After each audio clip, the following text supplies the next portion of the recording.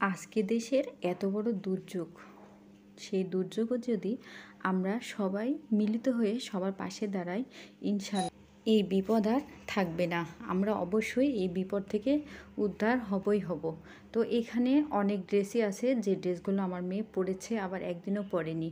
আর যে ড্রেসগুলো দেখছেন, আমি এই ড্রেসগুলোকে ভিডিও বানিয়েছি। যে ড্রেসগুলো একেবারেই নতুন আছে, এই ড্রেসগুলো আমার মেয়ে একদিনও পরেনি। তো যাই হোক, আমার এবং আমার মেয়ের ড্রেস মিলে অনেক ড্রেসই আমি দেওয়ার চেষ্টা করেছি। এখানে দেশের সব মানুষই আজকে দেখুন জমানো টাকা, বা ছোট বাচ্চারা তাদের জমানো টাকা নিয়ে এসে চলে এসেছে।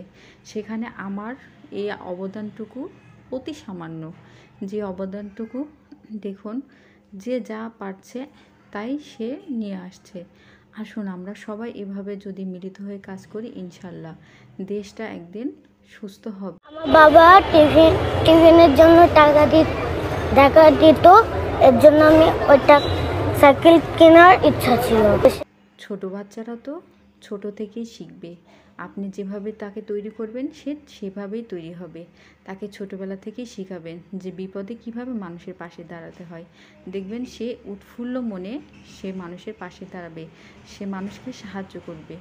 আসলে আমাদের এ অবদান কিন্তু অতি সামান্য, যা কিছুই না। তবে আমরা যদি সকলে মিলে এমনভাবে দেখুন, একটি অসহায় মানুষও যার বিবেক আছে সে কিন্তু দান করছে, তাহলে আমরা যদি বিবেকবান হয়ে যদি মানুষের পাশে এসে না দাঁড়াই, তাহলে আমাদের মানুষ হিসেবে সার্থকতা কিন্তু কিছুই নেই।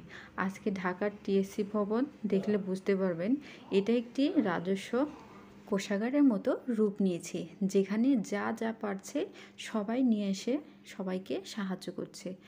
ঠিক যেন সম্মিলিত প্রয়াসের মতো রূপ নিয়েছে। আসলে আমরা বাঙালিরা চাইলে সব কিছুই করতে পারি। তো যাই হোক, আমাদের এই অবদানটুকু অতি সামান্য। ইনশাল্লাহ আগামীতেও আমরা আরও সাহায্য। আমাদের এই কাপড়গুলো দেওয়া দেখে মেয়ের বাবাও বলছিল তারও কাপড় দেওয়ার খুব ইচ্ছা হয়েছে, সে থাকলে বাসায় সেও দিত।